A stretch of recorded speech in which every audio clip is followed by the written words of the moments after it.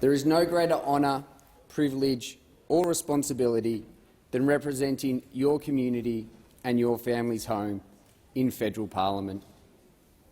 Casey has been my family's home since 1953, when Antonino and Grazia Violi and their 6 children travelled halfway around the world, leaving behind their family and the safety of the known in search of a better life in Australia. They settled in the small country town of Sylvan and established a farm to support their family. I often reflect on my grandparents' story and try to imagine the courage and sacrifice it would have taken to make that journey and the hardships that they endured.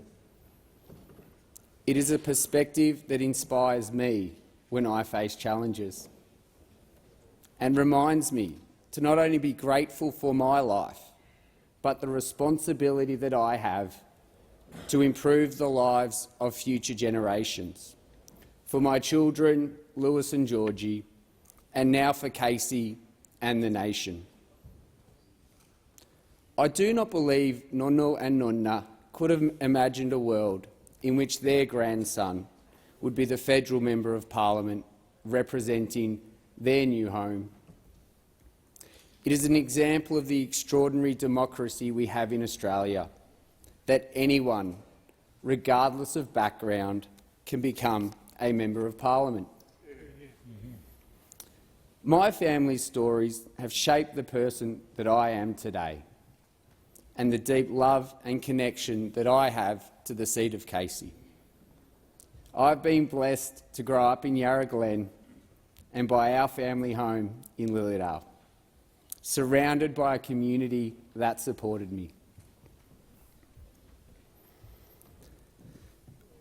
When my parents separated, money was tight. While financially we went without, we were not short of love and support from our extended family and community. I still remember fondly receiving Sunday afternoon bread donations organised through our local church, and the anticipation of if that delivery would include sweet rolls. When they did, I do not think that a treat has ever tasted better.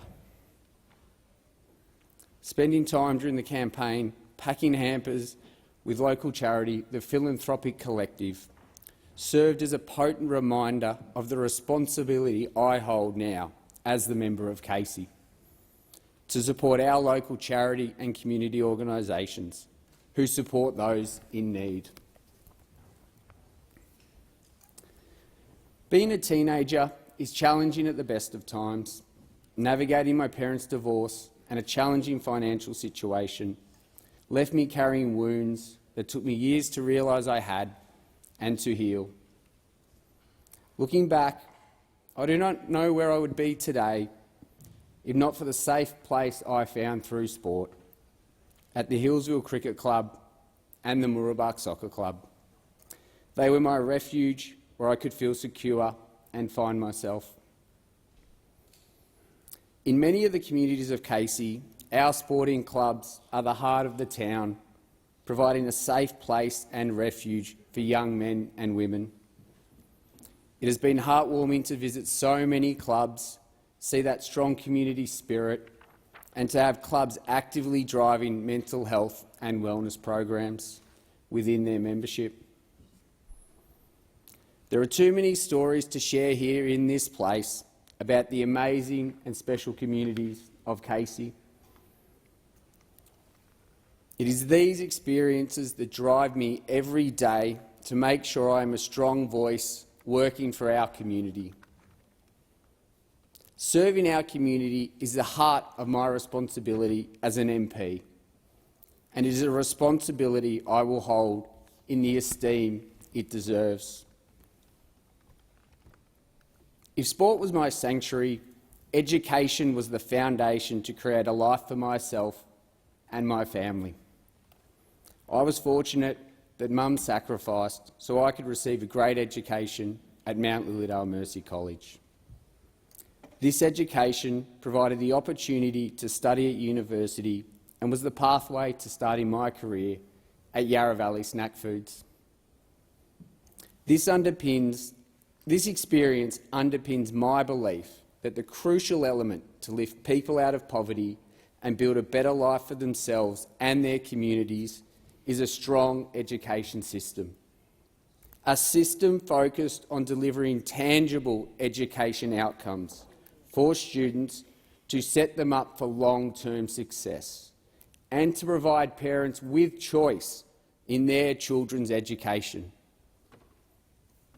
Over the last 20 years, governments have invested billions in education, with results going backwards. This is unacceptable, not only on a societal level, but most importantly, at the individual level. A robust education system focused on educational outcomes and opportunities is the foundation of our society and the individual. It needs to be the priority of government policy on education.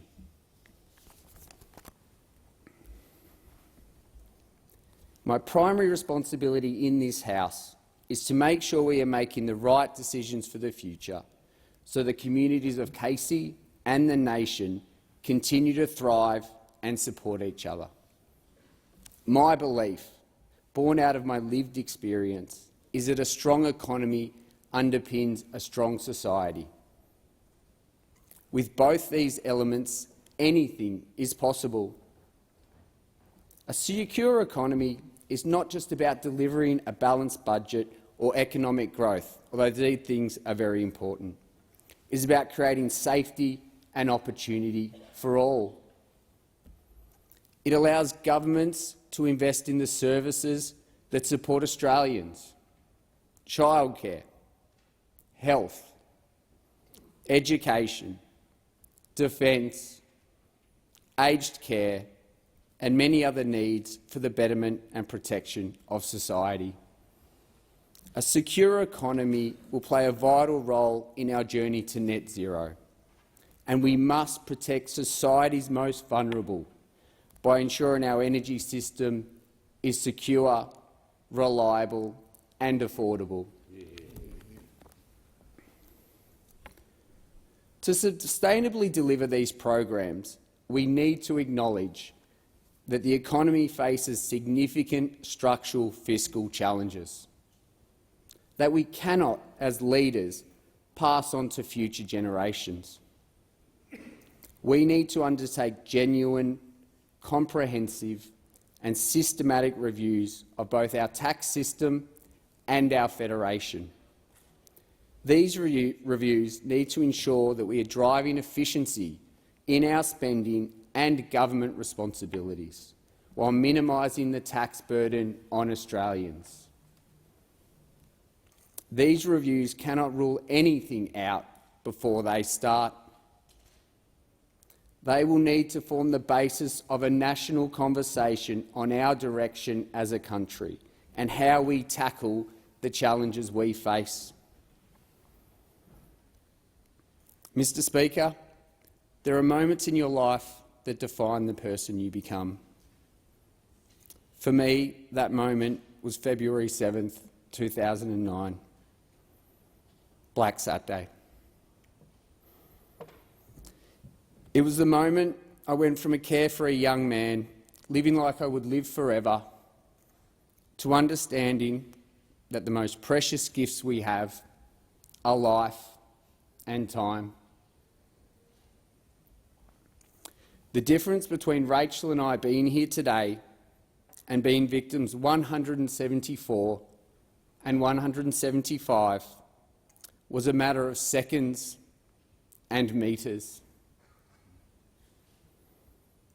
Our story of Black Saturday is a story thousands of people who survived that day would understand. Why did we survive and not others? Words cannot do justice to how your view of the world changes when at 24 you stare death in the face and believe your life is over. You realise what is important. time with our loved ones, time to make a difference, time to make an impact. By putting my hand up to serve the communities of Casey and the nation, I am trading time with my loved ones. This knowledge drives me every day in this role to take the tough decisions required to ensure that as a nation and in Casey, we prosper now and into the future. At this point, I want to acknowledge and thank the most important people in my life, my wife Rachel and my children Lewis and Georgie. Rachel, I know I would not be here today without you. You are the love of my life and my best friend. Your kind heart and care for others never ceases to amaze me. You inspire me to be better every day. Thank you for supporting me to chase this dream. I couldn't do this journey called life without you. Lewis and Georgie, I love you both more than you can know. I will carry you both and your generation in this house to ensure that we make the right decisions to allow you and your generation to flourish and chase the Australian dream like so many generations before you. From one of the darkest days in our community came anguish, despair and heartache.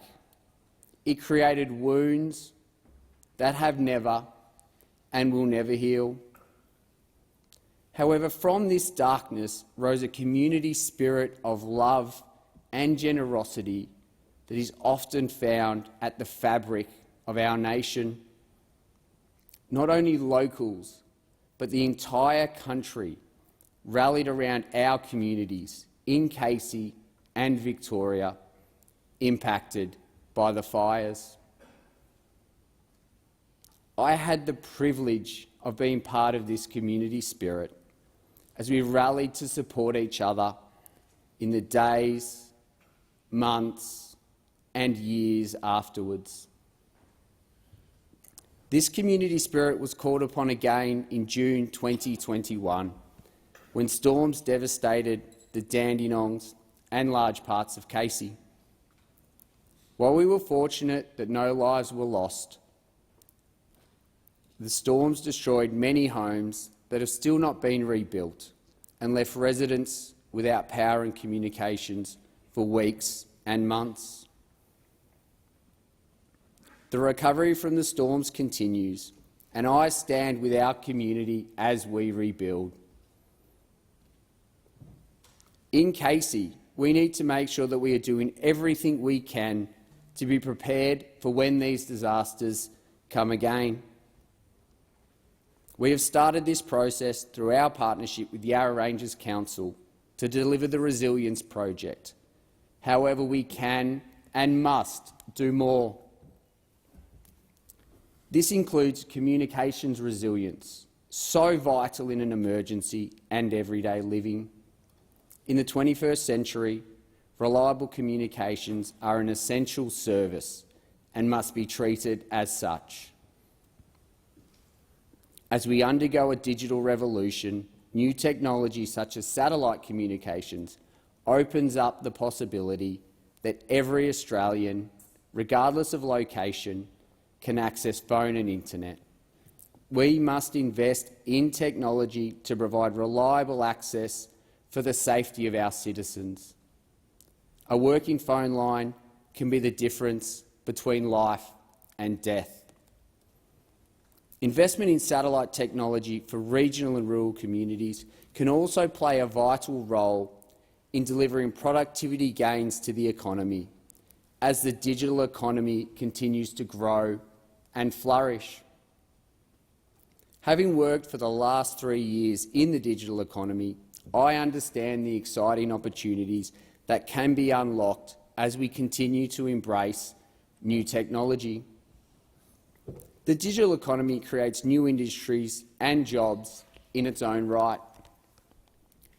But the true benefit of our transformation is the productivity gains that flow for all industries in the economy. It will allow tradies to more efficiently quote and invoice work. It will allow a farmer to monitor their crops with drones. These technologies not only unlock productivity growth, but enable workers and small business owners to chase their dream and, importantly, spend more time with their families. While there are exciting opportunities as we transform into a digital economy, it creates significant risk for us as a nation. A risk lawmakers have an obligation to mitigate through investing in our cybersecurity capabilities.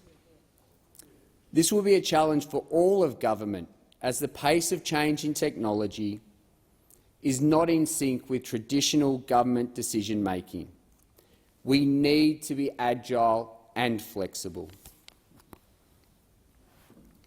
Having spent my career working in and with small business, I want to provide a voice in this place for small business. They truly are the engine room of the economy. Small business makes up 97% of all businesses in Australia and employs 4.7 million people. Every large business was once a small business, driving innovation, creating new products, unlocking new markets and new jobs. Small business creates opportunity and freedom for those prepared to risk their financial security to chase a dream. We must acknowledge and recognise that big business will naturally support regulation and red tape, which stifles small business to the detriment of competition. As a Liberal, I instinctively support free markets and the benefits they bring the economy and the nation. However, we must acknowledge the risk of dominant players in a market, which is detrimental to all Australians. For Australia to continue to prosper as a nation, we need to ensure our legislation supports the growth of small businesses and the digital economy. The reality, Mr. Speaker, is that I do not stand here today without the support of so many people. Mum, one of my biggest regrets in life is that I did not appreciate what you did for us until I became a father. Thank you for your strength over so many years. I love you.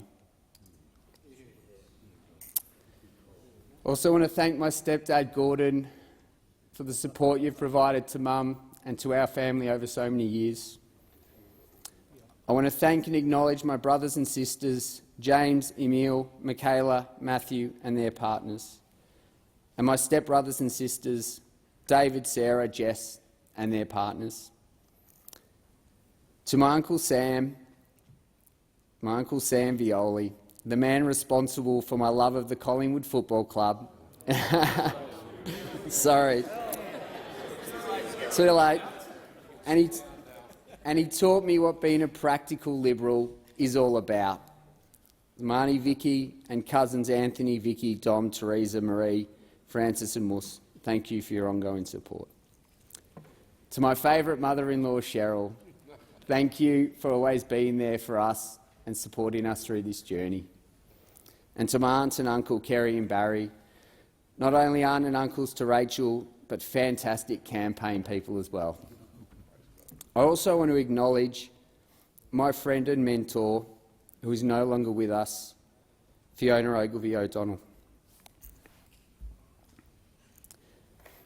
I've been fortunate as a lifelong resident of Casey and a volunteer of the Liberal Party to have a great example to follow in my friend and predecessor, Tony Smith. Not only does Tony leave behind an incredible legacy as the member for Casey, but his time as Speaker is a towering example of the integrity required and expected of a Member of Parliament. The example set by Tony, both in Casey and in this House, is one I am proud to follow and determined to match. To the KCFEC, led by my campaign chair, Alistair Osborne, thank you for trusting me to represent you and supporting me during the campaign. I also want to thank from the campaign team Brian and Maria McCarthy, not only for your support during the campaign, but in all my time in the Liberal Party. I'm so glad you're here today.